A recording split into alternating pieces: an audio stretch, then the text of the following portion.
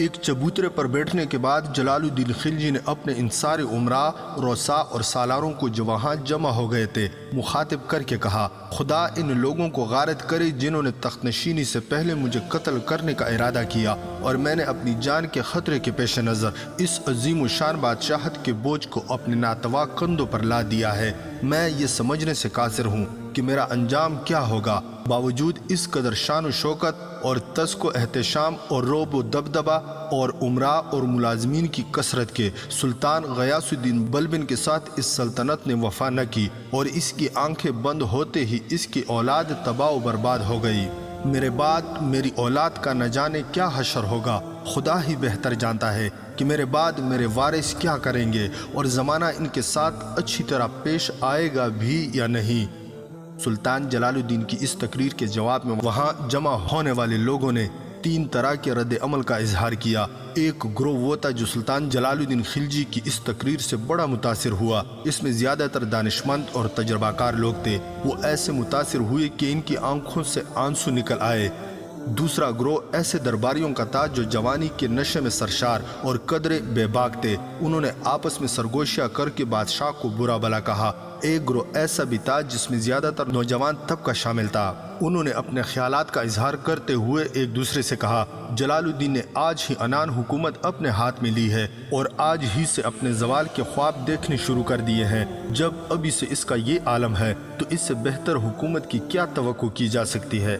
یہ تقریر کرنے کے بعد سلطان جلال الدین واپس اپنی رہائش گاہ کی طرف گیا۔ اس کے بعد اس نے دہلی میں ایک بہت عظیم الشان جشن مسرت ترتیب دیا۔ اس جشن مسرت کے موقع پر اس نے اپنی 2 انتہائی خوبصورت اور پری جمال بیٹیوں میں سے ایک کی شادی اپنے بھتیجے علاؤ الدین خلجی سے کر دی، اور دوسری کی شادی اپنے دوسرے بھتیجے اور علاؤ الدین کے بھائی الماس بیگ کے ساتھ کر دی تھی۔ سلطان جلال الدین خلجی کی تخت نشینی کے دوسرے سال سابق اور مرحوم سلطان غیاث الدین بلبن کے بھتیجے ملک چجو نے اودھ کے حاکم امین علی کی مدد اور پشت پناہی سے کڑہ میں اپنے نام کا سکہ اور خطبہ جاری کر لیا، اور سلطان مغیث الدین کا لقب اختیار کر کے سارے اودھ کا خود مختار حاکم بن بیٹھا۔ ملک چجو پر سلطان جلال الدین خلجی نے یہ مہربانی کی تھی کہ تخت نشین ہونے کے بعد اسے کڑہ کا حاکم مقرر کیا تھا، اور اس کی اس مہربانی سے ناجائز فائدہ اٹھاتے ہوئے ملک چجو نے طاقت اور قوت پکڑ کر اپنی بادشاہت کا اعلان کر دیا تھا۔ جن علاقوں کے اندر اس نے اپنی حکومت اور بادشاہت کا اعلان کیا تھا، اس علاقے کے تمام عمرا نے ملک چجو کا ساتھ دیا۔ اس طرح ملک چجو کے پاس ایک بہت بڑا اور زبردست لشکر تیار ہو گیا، اور اپنے اس لشکر کو لے کر ملک چجو سلطان جلال الدین پر حملہ آور ہونے کے لیے دہلی کی طرف روانہ ہوا۔ دوسری طرف جب سلطان جلال الدین خلجی کو خبر ہوئی کہ کڑہ کے حاکم ملک چجو نے نہ صرف اس کے خلاف بغاوت اور سرکشی کر دی ہے، بلکہ اس نے مغیث الدین کا لقب اختیار کر کے ہندوستان کا بادشاہ ہونے کا دعویٰ کر دیا ہے، تب اس سے نمٹنے کے لیے اس نے ایک لشکر اپنے بیٹے ارکولی خان کے حوالے کیا اور ملک چجو کا مقابلہ کرنے کے لیے اس سے روانہ کیا۔ اپنے بیٹے ارکولی خان کو روانہ کرنے کے بعد ایک دوسرا لشکر لے کر جلال الدین خلجی بھی دہلی سے نکلا۔ اب ارکولی خان اور اس کے باپ جلال الدین دونوں کے درمیان لگ بھگ 12 کوس کا فاصلہ تھا۔ ارکولی خان آگے آگے، اس کا باپ جلال الدین اس کے پیچھے پیچھے پیش قدمی کر رہا تھا۔ ارکولی خان بڑی برق رفتاری سے آگے بڑھا اور ملک چجو کی راہ روک کر کھڑا ہو گیا۔ دونوں نے ایک دوسرے کے خلاف اپنی صفیں درست کی اور ایک دوسرے پر حملہ آور ہو گئے۔ دونوں طرف کے لشکری ایک دوسرے پر ٹوٹ پڑے، ہر کوئی اپنی کامیابی کی کوشش کرنے لگا تھا۔ اس جنگ میں جلال الدین خلجی کے بیٹے ارکولی خان اور اس کے امراء اور لشکریوں نے بڑی بہادری اور جرأت مندی کا مظاہرہ کیا۔ اس جنگ میں ارکولی خان کے ہاتھوں ملک چجو کو بدترین شکست کا سامنا کرنا پڑا، اور ملک چجو شکست اٹھا کر اور بدحواس ہو کر میدان جنگ سے بھاگ نکلا۔ جلال الدین کے بیٹے ارکولی خان نے بڑی شدت سے بھاگتے ہوئے دشمن کا تعاقب کیا۔ اس تعاقب کے دوران سب سے پہلے ارکولی خان نے ملک چجو کے بڑے بڑے سالاروں اور امراء کو گرفتار کر لیا۔ انہیں گرفتار کرنے کے بعد ارکولی خان نے ان قیدیوں کی گردنوں میں 2 شاخیں ڈال دیے۔ اور انہیں اونٹوں پر سوار کر کے اپنے باپ سلطان جلال الدین خلجی کی طرف روانہ کر دیا۔ کہتے ہیں جب یہ قیدی سلطان جلال الدین کے سامنے پیش کیے گئے تو اس نیک دل اور رحم دل بادشاہ نے جب ان سالاروں کی گردنوں سے دو شاخیں بندے ہوئے دیکھے تو اس نے اپنی نگاہیں نیچی کر لیں۔ اس کے بعد بلند آواز میں کہنے لگا، یہ کیا ظلم ہے؟ ان معزز اور صاحب حشم امراء کی یہ حالت کس نے بنائی ہے؟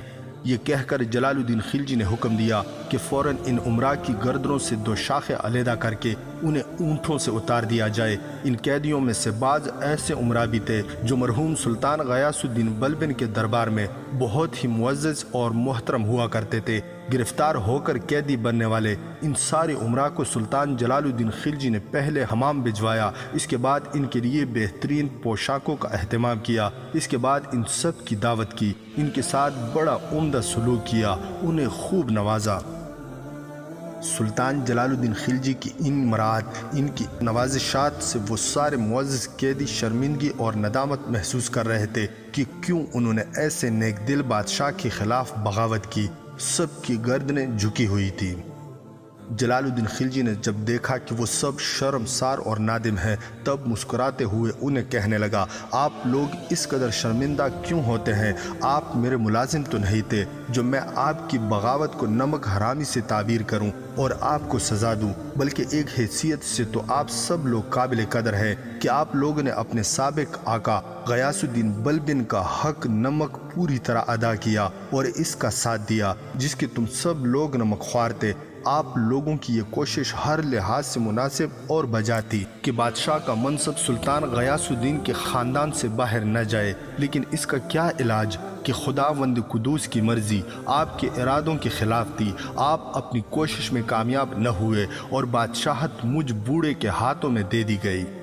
اس نے مزید کہا، مجھے اچھی طرح معلوم ہے کہ آپ وہی لوگ ہیں جو سلطان غیاث الدین بلبن کے عہد میں اگر مجھ سے کبھی ہنس کر بھی بات کر لیا کرتے تھے تو میں خوشی سے دیوانہ ہو جایا کرتا تھا اور اپنے ساتھیوں سے آپ لوگوں کی اس معمولی مہربانی کو بڑے فخر سے بیان کیا کرتا تھا۔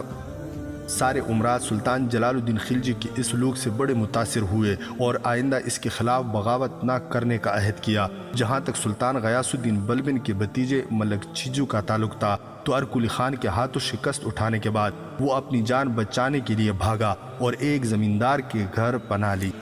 اس زمیندار نے ملک چھجو کو گرفتار کر کے جلال الدین خلجی کے پاس بھجوا دیا۔ جلال الدین خلجی ایسا رحم دل نیک سلطان تھا کہ اس نے ملک چھجو کی بڑی خاطر مدارت کی اور اسے ایک پالکی میں سوار کر کے اس کے لواحقین اور بیوی بچوں کے ساتھ ملتان کی طرف روانہ کر دیا۔ اس کے ساتھ ہی سلطان جلال الدین خلجی نے ملتان کے حاکم کے نام خط لکھا۔ ملک چھجو کو موا اس کے بال بچوں کے ایک عمدہ اور اچھے مکان میں حفاظت کے ساتھ رکھا جائے، اس کے لیے تمام شاہانہ سامان مہیا کیا جائے اور اس کی خاطرداری اور تواضع پوری طرح کی جائے۔ سلطان جلال الدین خلجی کی اس رحم دلی اور نرمی سے اس کے کچھ سالار بڑے رنجیدہ ہوئے۔ جب سلطان جلال الدین نے ملک چھجو جیسے دشمن اور اس کے ساتھیوں پر طرح طرح کی عنایات کی تو اس کے امراء دل ہی دل میں بڑے خفا ہوئے۔ پھر وہ جلال الدین کی خدمت میں حاضر ہوئے۔ ان میں حبیب احمد سلطان جلال الدین کو مخاطب کر کے کہنے لگا، حضور، ان واجب القتل امراء پر جو مہربانیاں آپ نے فرمائی ہیں وہ جہاداری اور فرما روائی کے دستور اور قواعد کے بالکل خلاف ہے۔ آپ کو یاد ہوگا کہ غیاث الدین بلبن نے اپنے باغیوں کو جو سزائیں دی تھی وہ آپ کو ابھی تک بھولی نہ ہوں گی۔ ہماری رائے ہے کہ ان باغیوں کو معاف نہ کیا جائے اور اگر ملک چھجو کی جان نہ لی جائے تو کم از کم اس کی آنکھوں میں سلائیاں ضرور پھیر کر اسے بینائی سے محروم کر دیا جائے تاکہ آنے والے دور میں وہ کوئی نئی بغاوت کھڑی نہ کرے، ساتھ ہی دوسروں کو بھی اس کی حالت سے عبرت حاصل ہو اور آئندہ کوئی اس قسم کی جرات نہ کر سکے۔ اس طرح ملک میں کوئی فتنہ فساد برپا نہ ہوگا۔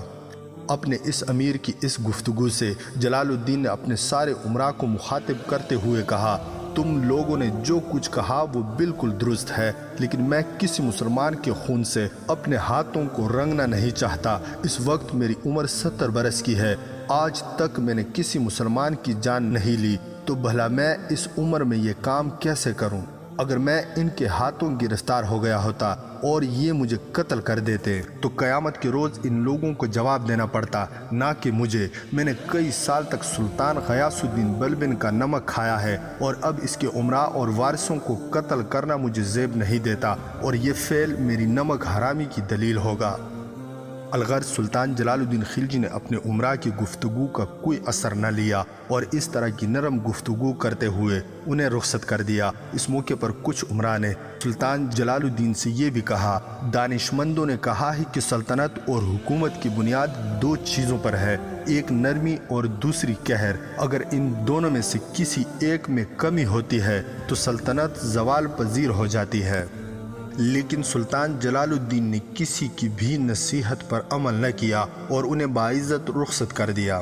ملک چھیجو سے نمٹنے کے بعد اور دوسرے سالاروں کی خاطر تواضع کر کے سلطان جلال الدین نے بدایوں سے دہلی کی طرف کوچ کیا۔ دہلی پہنچ کر اس نے کڑا کا حاکم اپنے بھتیجے علاء الدین خلجی کو مقرر کیا، اس لیے کہ اس سے پہلے ملک چھیجو کھڑا کا حاکم تھا۔ اس کی بغاوت کی وجہ سے اس سے تو ملتان بھیج دیا گیا تھا، لہٰذا کڑا کے حاکم کی حیثیت سے جلال الدین خلجی کا بھتیجا علاء الدین خلجی کھڑا کا حاکم مقرر کیا گیا۔ اس کے بعد سلطان جلال الدین نے اپنی لشکریوں کی بہتری اور بھلائی کے علاوہ ملک کی آبادی اور فصلوں کی بہتری اور کاشتکاروں کی بھلائی کی طرف بھی توجہ دی۔ اس نے کبھی غصے اور قہر سے کام نہ لیا، حالانکہ یہ چیزیں ایک حکمران کا لازمہ خیال کی جاتی ہیں، لیکن سلطان جلال الدین نے سلامت روی، نرمی کو اپنا شعار بنایا۔ اس کی نرمی کا یہ نتیجہ نکلا کہ چوروں اور ڈاکوؤں کو کھلی چھٹی مل گئی۔ ملک کے ہر حصے میں چوری، ڈکیتی اور لوٹ مار وغیرہ کی وارداتیں عام ہونے لگی۔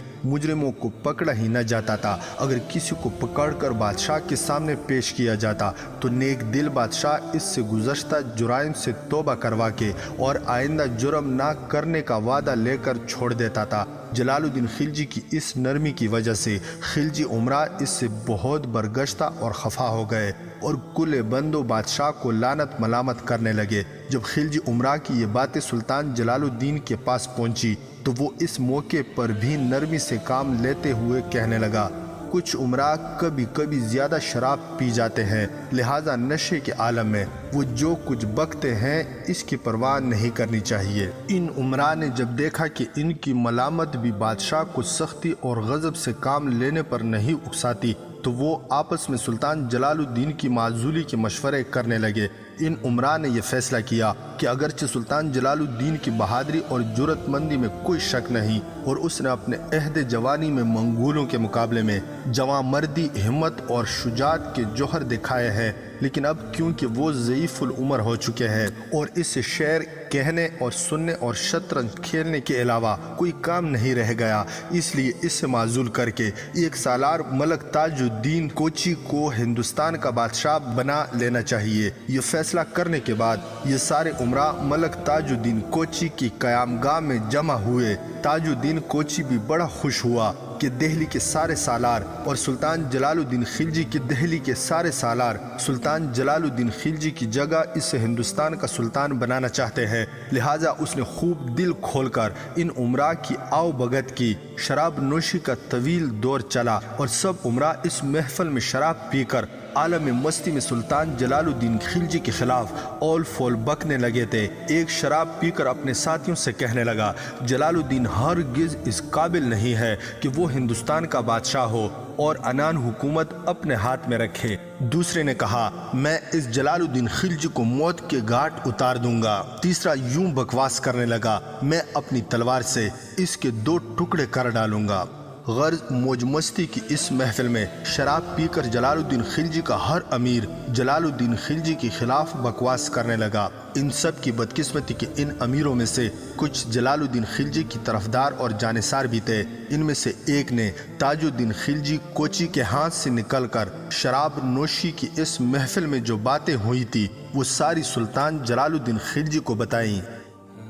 یہ باتیں سن کر جلال الدین خلجی اگرچہ ان امیروں کے برا بلا کہنے سے پریشان تو نہ ہوا، البتہ وہ ان عمرا کے ارادوں کو جان کر بڑا فکرمند ہوا کہ یہ لوگ سلطنت کے اندر افراتفری اور تخت و تاج کے اندر اپنی مرضی کے مطابق تبدیلی اور انقلاب برپا کرنا چاہتے ہیں۔ یہ جاننے کے بعد سلطان جلال الدین خلجی نے قاصد بھیج کر ان سب عمرا کو اپنے پاس طلب کیا جنہوں نے تاج الدین کوچی کے ہاں شراب پی کر اس کے خلاف باتیں کی تھی۔ جب وہ سب امیر جنہوں نے ملک تاج الدین کوچی کے ہاں شراب پی کر سلطان جلال الدین خلجی کے خلاف بکواس کی تھی سلطان جلال الدین کے سامنے آئے تو سلطان جلال الدین نے ان کا امتحان لینے کے لیے اپنی کمر سے بندی نیام سے تلوار نکال کر ان کے سامنے رکھ دی اور انہیں مخاطب کر کے کہنے لگا، میں اس وقت بالکل نہتا ہوں، ایک تلوار ہی میرے پاس تھی، وہ میں نے تمہارے سامنے رکھ دی ہے، تم دیکھ سکتے ہو اس تلوار کے علاوہ میرے پاس کوئی ہتھیار نہیں تھا۔ اب میں تم لوگوں سے یہ کہتا ہوں کہ تم میں سے جس شخص کو اپنی بہادری اور اپنی جرأت مندی، دلیری، طاقت اور قوت کا دعویٰ ہو، وہ اٹھے اور میری ہی تلوار سے میری گردن کاٹ کر رکھ دے تاکہ میں یہ سمجھ سکوں کہ تم واقعی کسی کام کے آدمی ہو اور کوئی کام تمہارے ہاتھوں سے بھی انجام پا سکتا ہے۔ سلطان جلال الدین اس انداز میں کچھ دیر تک اپنے ان عمرا کو خطاب کرتا رہا، ان سے باتیں کرتا رہا اور جواب میں ان سب کے سر ندامت سے جھکے ہوئے تھے۔ جب سلطان جلال الدین نے ان کے خلاف باتیں کرتے ہوئے اپنی بھڑاس نکال چکا، اس کا غصہ کچھ کم ہوا تو اس کا ایک امیر جس کا نام ملک نصرت تھا اور جس نے شراب نوشی کی اس محفل میں سلطان جلال الدین کے خلاف سب سے زیادہ بکواس کی تھی، وہ آگے بڑھا اور سلطان جلال الدین کے نزدیک ہوا اور سلطان جلال الدین کو مخاطب کر کے مزاحیہ انداز میں کہنے لگا، حضور کو یہ اچھی طرح معلوم ہے کہ شرابی شراب کے نشے میں ہرزہ فرسائی کیا ہی کرتے ہیں۔ اگر ہم آپ جیسے آقا کو، جس نے ہمیں اپنے بیٹوں کی طرح پالا پوسا ہے، ہمارا دھیان کیا ہے، ہماری پرورش کا سامان کیا ہے، ہمیں خوب نوازا ہے، کوئی گزند پہنچائیں گے تو ایسا شفیق مالک ہمیں کہاں سے ملے گا؟ اگر حضور ہمارے جیسے نمکخوار بیٹوں کو سزا دیں گے تو ہم جیسے جانثار آپ کو کہاں ملیں گے؟ ملک نصرت نے ایک طرح سے اس قسم کی گفتگو کر کے سلطان جلال الدین کا دل صاف کرنے کی کوشش کی تھی۔ اس کے ان الفاظ کے جواب میں سلطان جلال الدین ہنسنے لگا اور اس کا سارا غصہ رفع کافور ہو کر رہ گیا۔ اس کے بعد ان سارے عمرا کو مخاطب کر کے کہنے لگا، میں اس بڑھاپے میں غصے اور ظلم سے کنارہ کشی اختیار کر چکا ہوں۔ میں تم لوگوں سے اچھی طرح واقف ہوں کہ تمہیں شراب نوشی اور عیش نوشی سے بالکل فرصت نہیں ہے اور اس کے علاوہ بھی تم کوئی دوسرا کام کر سکو۔ کجا تم اور کجا شمشیر زنی، یہ سب تمہارا زبانی جمع خرچ ہے۔ تم جیسے لوگوں سے صف شکنوں سے کارنامے سرزد ہونا ہی ناممکن ہے۔ تم لوگ کیونکہ صرف اپنی جرأت مندی، دلیری، طاقت اور قوت کے دعوے زبانی کرتے ہو اور عملی طور پر کہیں بھی اس کا اظہار نہیں کرتے، اور پھر شراب کے نشے میں تم کچھ زیادہ ہی اپنی طاقت اور قوت کا اظہار کرتے ہوئے بکواس کرنے لگتے ہو، لہٰذا میں تمہیں معاف کرتا ہوں اور تم لوگوں کو حکم دیتا ہوں کہ تم سب لوگ اپنی اپنی جاگیروں پر چلے جاؤ اور جب تک میں نہ بلاؤں یہاں مت آنا اور وہیں قیام کرنا۔ اس کے ساتھ ہی سلطان جلال الدین خلجی نے شراب پی کر اس کے خلاف واویلا کرنے والے سارے سالاروں کو دہلی سے اپنی اپنی جاگیروں کی طرف نکال دیا تھا۔